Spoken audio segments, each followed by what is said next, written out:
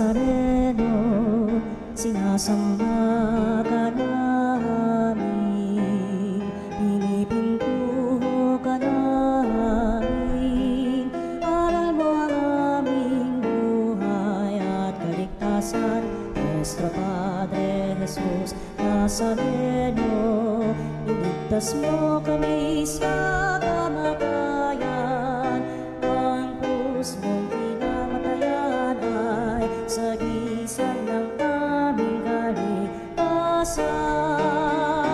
Nuestro Padre Jesus Nazareno, dinarangal ka namin.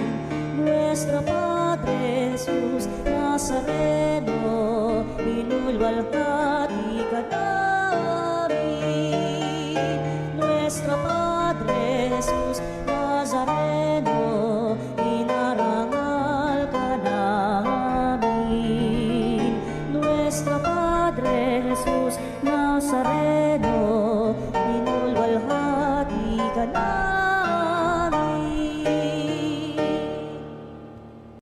Ang pagsaluhan ng kaligtasan, handog ng Diyos sa tanan.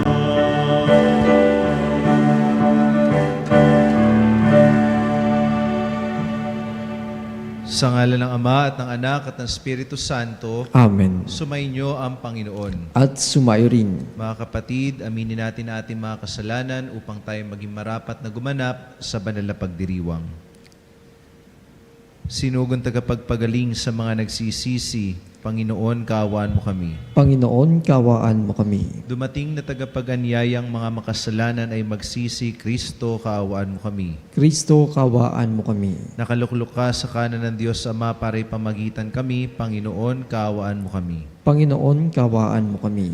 Kaawaan tayo ng makapangyarihan Diyos, patawarin tayo sa ating mga kasalanan, at patnubayan tayo hanggang sa buhay na walang hanggan. Amen. Manalangin tayo. Ama naming makapangyarihan, pinili mo ang mahihina sa turing ng sanlibutan upang hiyain at mapagmalaking malalakas. Ngayong aming ipinagdiriwang ang pagsilang sa kalangitan ng iyong martir na si Santa Agnes, kami naway pagbigyan mo makasunod sa pagiging matatag sa pananampalataya ayon sa ipinamalas niya, sa pamamagitan ni Jesucristo kasama ng Espiritu Santo magpasawalang hanggan. Amen. Pagbasa mula sa unang aklat ni Samuel. Noong mga araw na iyon, padating kay Saul, sinabi ni David, "Di po tayo dapat masiraan ng loob dahil lang sa Pilisteyong yun, ako ang lalaban sa kanya." Sinabi ni Saul, "Hindi mo kaya ang Pilisteyong yun, may gatas ka pa sa labi, samantalang siya'y isang kilabot na mandirigma." Idinugtong pa ni David, "Ang Diyos na nagligtas sa akin sa kuko ng mga leyon at ng mga oso ay siya rin magliligtas sa akin sa Pilisteyong iyon." Kaya't sinabi ni Saul, "Kung gayon, labanan mo siya at patnubayan ka nawa ng Panginoon." Pagkatapos, dinampot niya ang kanyang tungkod. Namulot siya ng 5 makikinis na bato sa sapa.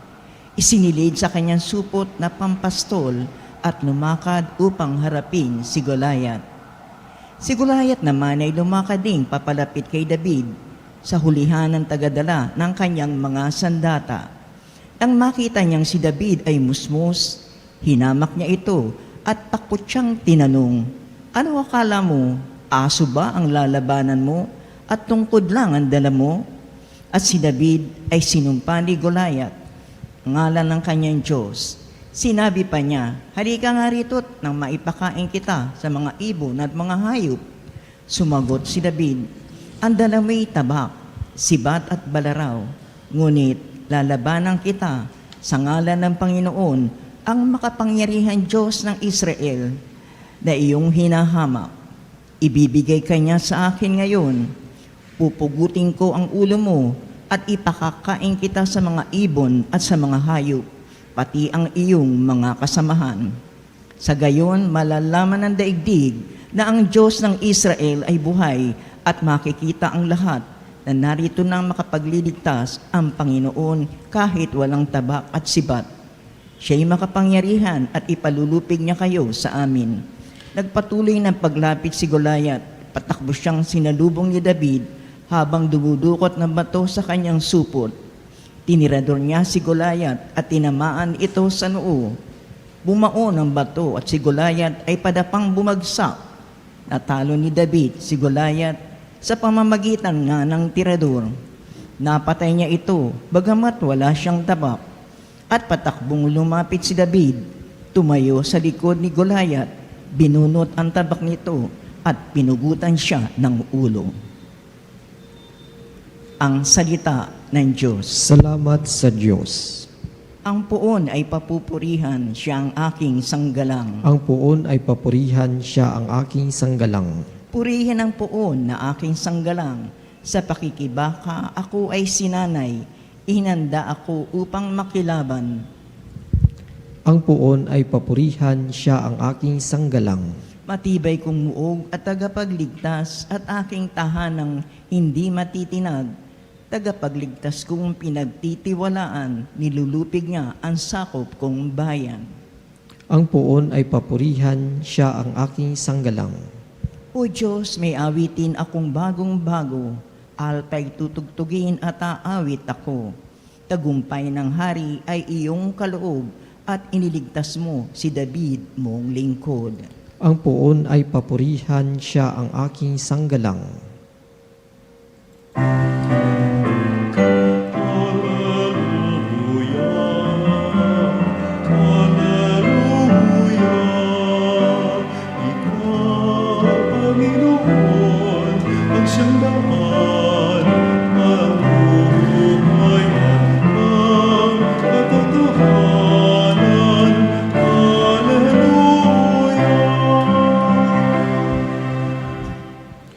Sumainyo ang Panginoon. At sumairin. Ang mabuting balita ng Panginoon ayon kay San Marcos. Papuri sa iyo, Panginoon. Noong panahong iyon, muling pumasok si Jesus sa sinagoga at naratnan niya roon ang isang lalaking patay ang isang kamay. Kaya't binantayan si Jesus ng ilang taong naroon upang tignan kung pagagalingin niya ang lalaking iyon sa araw ng pamamahinga para may maiparatang sila sa kanya. Tinawag ni Jesus ang lalaking patay ang kamay. Halika rito sa unahan. Tinanong niya pagkatapos sa mga tao, alin ba ang ayon sa kautusan, ang gumawa ng mabuti o gumawa ng masama sa araw ng pamamahinga, magligtas ng buhay o pumatay? Ngunit hindi sila sumagot. Habang tinitingnan ni Jesus ang mga taong nasa paligid niya, galit at lungkot ang nabadha sa kanyang mukha dahil sa katigasan ng kanilang ulo. Bumaling siya sa lalaki at sinabi, iunat mo ang iyong kamay. Iniunat naman ng lalaki ang kanyang kamay at ito'y gumaling. Umalis sa mga Pariseo at nakipagsabuatan sa mga kampo ni Herodes upang ipapatay si Jesus. Ang mabuting balita ng Panginoon. Pinupuri ka namin, Panginoong Hesukristo. Magandang gabi po sa inyong lahat. Sa ebanghelyo po na ating narinig po ngayon ay mayroon po tayong dalawang mahalagang aral na matututunan.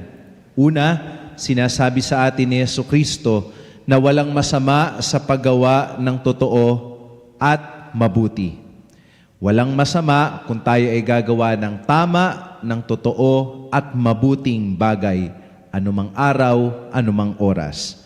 Pero bakit nga po ba minsan, mga minamahal ko mga kapatid, ay natatakot tayo na gumawa ng mabuti?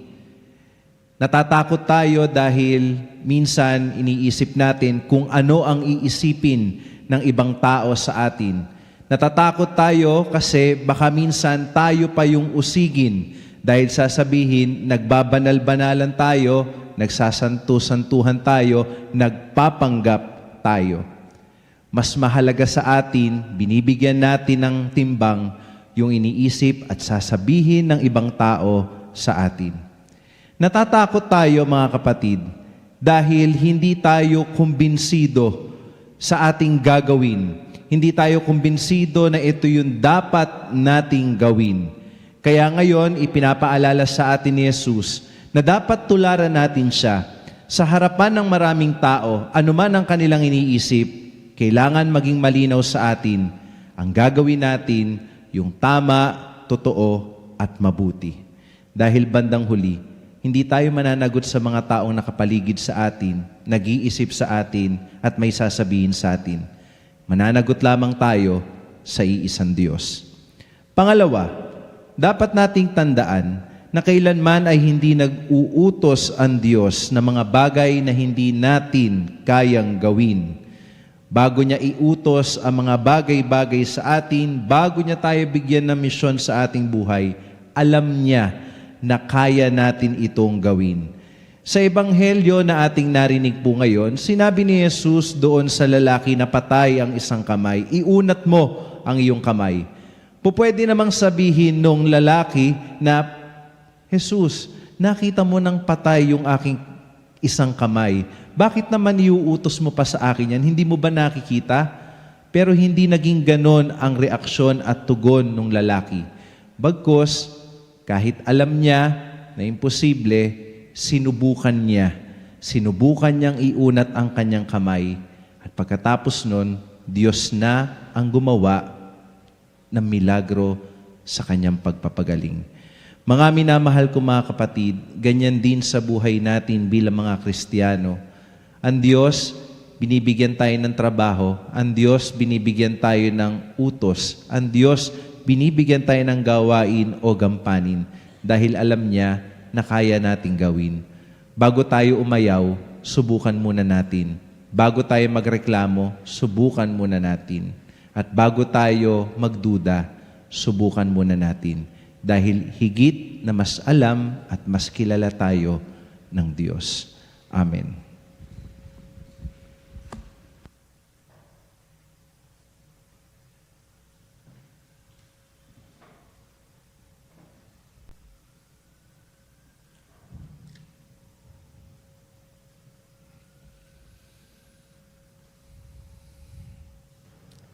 Mga kapatid, pinalaya tayo ni Kristo sa mapanirang kapangyarihan ng kasamaan at kasalanan upang maging malaya tayo makibahagi sa pagpapahayag ng mabuting balita. Hinihingin natin ang biyaya at pagbabas na ito. Panginoon, dinggin mo ang aming panalangin. Panginoon, dinggin mo ang aming panalangin. Ang simbahan naway makatagpo ng pamamaraan na mapalaya ang sinuman sa anumang hadlang upang ipahayag ang ebanghelyo sa mga tao sa ating panahon ngayon. Manalangin tayo sa Panginoon. Panginoon, dinggin mo ang aming panalangin. Sa nagugutom na daigdig, lalo na sa mga taong hindi makatarungang pinagkakaitan ng pagkain, damit at tahanan, naway pagkalooban sila ng Panginoon ng pag-asa at kalakasan ng loob. Manalangin tayo sa Panginoon. Panginoon, dinggin mo ang aming panalangin. Ang lahat ng mga Kristiyano naway hindi maging mga taong mapagkunwari na sumusunod sa batas, kundi maging mga taong may pusong gagawin ang mabuti at nararapat bilang mga anak ng Diyos. Manalangin tayo sa Panginoon. Panginoon, dinggin mo ang aming panalangin. Tayong lahat naway magmalasakit sa mga nagdurusa at naghihirap upang mapagaan ang kanilang dinadala at tulungan silang patuloy na manalig sa Diyos. Manalangin tayo sa Panginoon. Panginoon, dinggin mo ang aming panalangin. Ang mga namatay at yaong mga nagluluksa sa kanilang pagkawala, naway makatagpo ng pag-asa at kasiyahan sa Panginoong muling nabuhay. Manalangin tayo sa Panginoon. Panginoon, dinggin mo ang aming panalangin. Sa ilang sandali ng katahimikan, ipanalangin natin ang kagalingan at natatanging kahilingan ng ating mga Eucharistic advocates. Manalangin tayo sa Panginoon. Panginoon, dinggin mo ang aming panalangin. Mapagmahal na Diyos, inaangkin namin na kami ay sa iyo at sa iyong anak. Sa pamamagitan ng Espiritu Santo, tulungan mo kaming mahalin ka sa pamamagitan ng aming pagkalinga at pagbibigay kasiyahan sa aming kapwa. Niling namin ito sa pamamagitan ni Kristong aming Panginoon. Amen.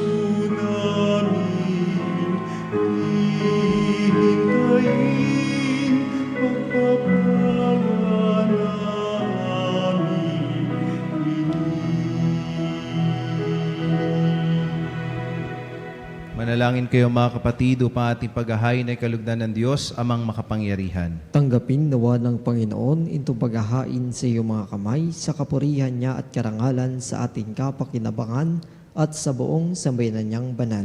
Ama naming lumikha, tanggapin mo ang mga alay na aming inihanda ngayon si Santa Agnes ay ginugunita. Kasihan mo ang mga ito katulad ng iyong pagkalugod sa nagpakasakit na martir sa paninindigan lubos sa pamamagitan ni Jesucristo kasama ng Espiritu Santo magpasawalang hanggan. Amen. Sumainyo ang Panginoon. At sumayo rin. Itaas sa Diyos ang inyong puso at diwa. Itinaas na namin sa Panginoon. Pasalamatan natin ang Panginoong ating Diyos. Marapat na siya ay pasalamatan. Ama naming makapangyarihan, tunay nga marapat na ikaw ay aming pasalamatan. Ngayong aming kagalakan na si Santa Agnes ay parangalan. Siya'y kapiling naming may paninindigan na ikaw ay ipahayag kahit siya'y mamatay, sapagkat minarapat mong kanyang matularan ang iyong anak na naghain ng sariling buhay. Tulad na naganap sa iyong anak, ang dugo ng mga martir ay dumanak, hindi dahil sa katatagan likas, kundi dahil sa iyong bigay na lakas. Kaya kaysa na maanghel na nagsisiawit ng papuri sa iyo, nang walang humpay sa kalangitan, kami nagbubunyi sa iyong kadakilaan.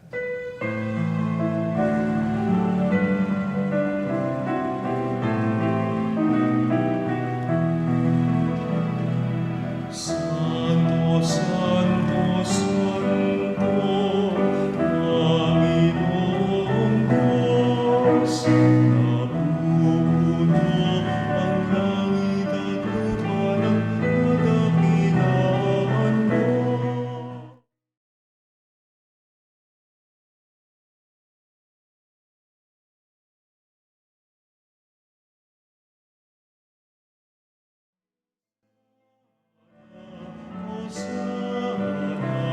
Hosana sa kaitaasan, pinagpala ang naparirito, sa ngalan ng Panginoon. Hosana, Hosana, Hosana sa kaitaasan, Hosana.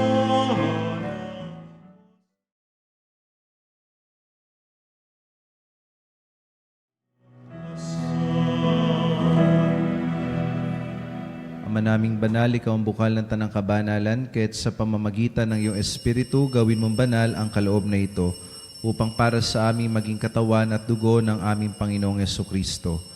Bago niya pinagtiis ang kusang loob na maging handog, hinawakan niya ang tinapay, pinasalamatan kanya, pinagati-hati niya yon, iniabot sa kanyang mga alagad at sinabi, "Tanggapin ninyong lahat ito at kanin. Ito ang aking katawan na ihahandog para sa inyo."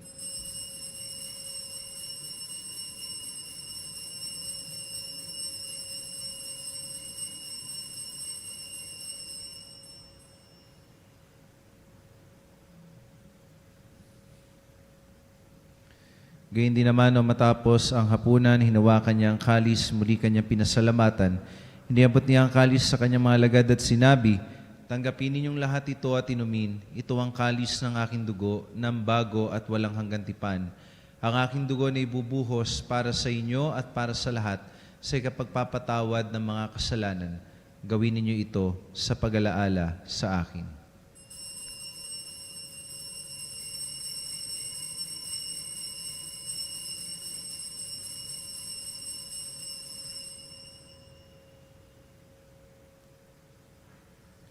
Ipagbunyi natin ang misteryo ng pananampalataya.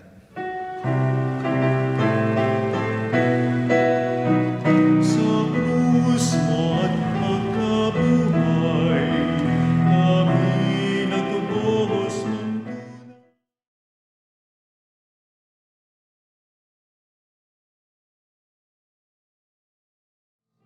kamiling kanan. Panginoong Jesus, aming mahal, ngayon at magpakailanman. Ama, ginagawa namin ngayon ang pag-alaala sa pagkamatay at muling pagkabuhay ng iyong anak, kaya tinialay namin sa iyo ang tinapay na nagbibigay buhay at ang kalis na nagkakaloob ng kaligtasan. Kami nagpapasalamat dahil kami iyong minarapat na tumayo sa harap mo para maglingkod sa iyo. Sinasamo namin kami magsasalo-salo sa katawan at dugo ni Kristo ay mabuklod sa pagkakaisa sa pamamagitan ng Espiritu Santo. Ama, lingapin mo ang iyong simbahang laganap sa buong daigdig. Puspusin mo kami sa pag-ibig kay isa ni Leon na aming Papa at ni Elias na aming Obispo at ng Tanang Kaparian. Alalahanin mo rin ang mga kapatid naming naimlay na may pag-asang sila'y muling mabubuhay, gayon din ang lahat ng mga pumanaw. Kaawaan mo sila at patuloyin sa iyong kaliwanagan. Kaawaan mo at pagindapatin kaming lahat na makasalo sa iyong buhay na walang wakas. Kaysa na malabireng Maria na ina ng Diyos, ni San Jose ng kanyang kabiyak na puso. Kaysa na mga apostol, ni na San Pedro at San Pablo at ng lahat ng mga banal na namuhay dito sa daigdig ng kalugod-lugod sa iyo, may pagdiwang nawa namin ang pagpupuri sa kararangal mo sa pamamagitan ng iyong anak na aming Panginoong Hesukristo. Sa pamamagitan ni Kristo, kasama niya at sa Kanya ang lahat ng parangal at papuri ay sa iyo, Diyos amang makapangyarihan, kasama ng Espiritu Santo, magpasawalang hanggan.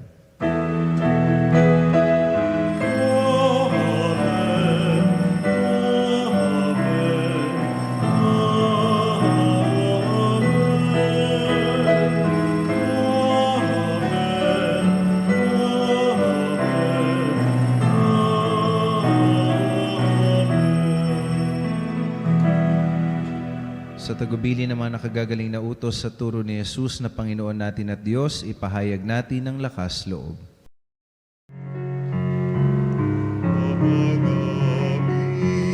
Sumasalangit ka, sambahin ang ngalan mo, mapasa amin ang kaharian mo, sundin ang loob mo, dito sa lupa, para lang sa langit. Bigyan mo kami ngayon ng aming kakanin sa araw-araw. At patawarin mo kami sa aming mga kasalanan, para ng pagpapatawad namin sa nagkakasala sa amin. At wag mo kami ipahintulot sa tukso, at iadya mo kami sa lahat ng masama. Namin kami adya sa lahat ng masama, pagkalooban ng kapayapaan na araw-araw, iligtas sa kasalanan at ilayo sa lahat ng kapahamakan.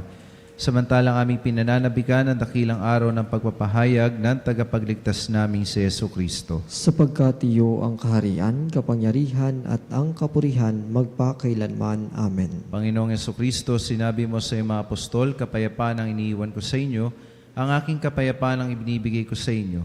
Tunghayan mo ang aming pananampalataya at huwag ang aming mga pagkakasala. Pagkalooban mo kami ng kapayapaan at pagkakaisa ayon sa iyong kalooban, kasama ng Espiritu Santo, magpasawalang hanggan. Amen. Ang kapayapaan ng Panginoon ay laging sumainyo. At sumayrin. Magbigayan kayo ng kapayapaan sa isa't isa. Peace. Kapayapaan po sa bawat isa.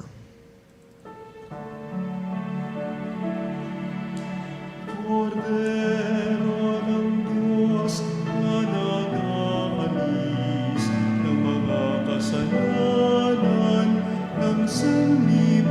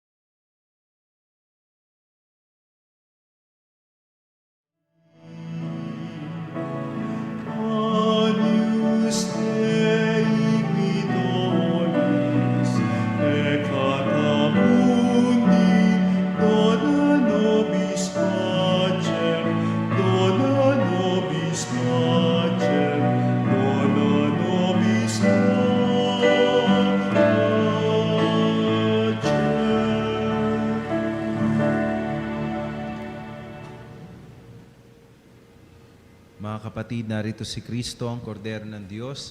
Siya nag-aalis ng mga kasalanan ng sanlibutan. Mapapalat tayong lahat ngayon na inanyayahan, natanggapin siya sa banal na piging. Panginoon, hindi ako karapat-dapat na magpatuloy sa iyo. Ngunit sa isang salita mo lamang ay gagaling na ako.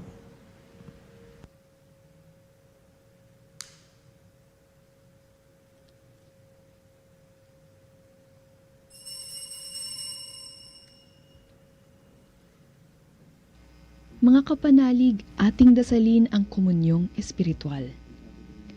O Jesus, nananalig ako sa pananahan mo sa kabanal-banalang sakramento. Minamahal kita higit sa lahat at hangad ka ng aking kaluluwa. Hindi ko man matatanggap ngayon ang iyong katawan at dugo, inaasahan ko na patuloy kang mamumuhay sa aking puso. Naniniwala ako na narito ka at kaisa ka ng aking buong pagkatao. Huwag mong ipahintulot na mawalay ako sa iyo. Amen. Panalangin sa karangalan ng Nuestro Padre Jesus Nazareno.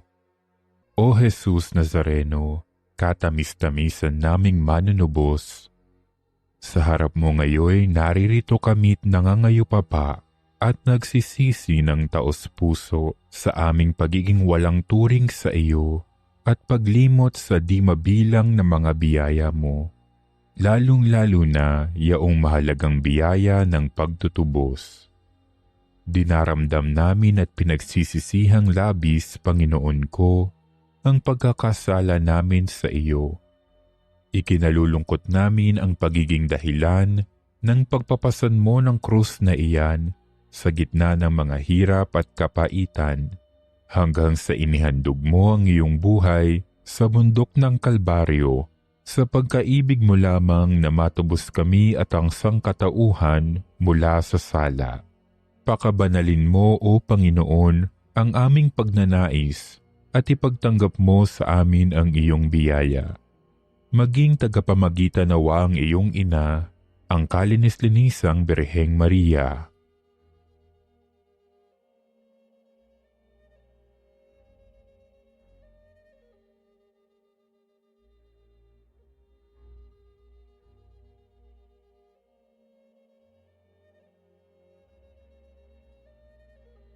Ama naming makapangyarihan, niloob mong akuin ang iyong anak, ang krus at kamatayan, upang ang sangkatauhan ay matubos at mabuhay.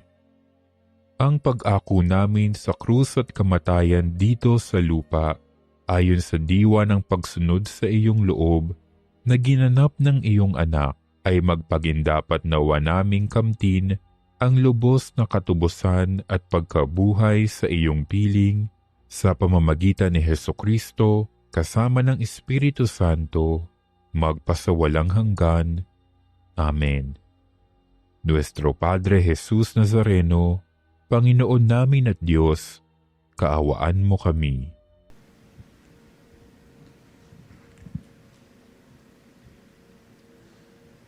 Manalangin tayo. Ama naming mapagmahal, sa hanay ng mga banal, si Santa Agnes ay iyong pinutungan ng hiyas ng kadalisayan at tagumpay sa katatagan. Pagkalooban mo kaming tumanggap ng banal na pakikinabang ay makapanaig ng buong tapang sa lahat ng kasamaan at maging dapat magkamit ng kaluwalhatian sa piling mo sa pamamagitan ni Jesucristo kasama ng Espiritu Santo magpasawalang hanggan. Amen.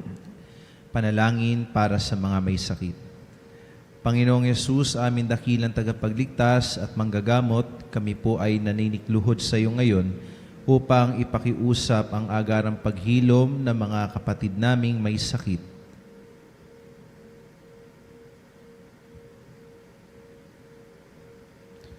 Pagkalooban po ninyo sila ng ginhawa at kagalingang pisikal at espiritual, sa iyong awa ay patawarin mo rin po sila sa kanilang pagkakasala. Huwag po ninyo silang pababayaan. Ang lahat ng ito'y hinihiling namin sa pamamagitan mo, kasama ng Espiritu Santo, magpasawalang hanggan. Amen. Patalastas po, amin po kayong inaanyayahan na maging isang Veritas Eucharistic Advocate. Dahil sa Eucharistia nagmumula ang katotohanan. Para po sa inyong mga pamisa at mass intentions, tumawag lamang po sa Religious Department 8925-7931, Local 129-131-137 o mag-text sa 0917-631-4589 at hanapin lamang si Miss Rene Jose o si Miss Ali Nahe. Maraming salamat po sa inyong pagtangkilik sa Radyo Veritas. Sumainyo ang Panginoon. At sumayo rin. Pagpalain kayo at ang inyong buong pamilya na makapangyarihan Diyos, Ama at Anak at Espiritu Santo. Amen. Tapos na ang banal na misa, humayo kayong taglay ang pagpapagaling ni Kristo. Salamat sa Diyos.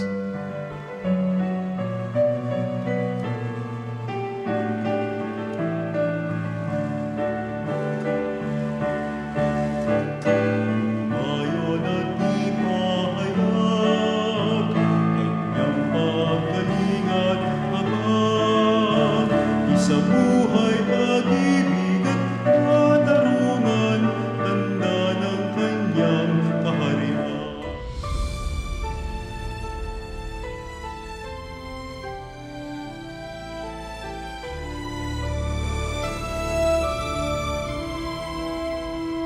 Nuestro Padre Jesús Nazareno, sinasamba ka namin,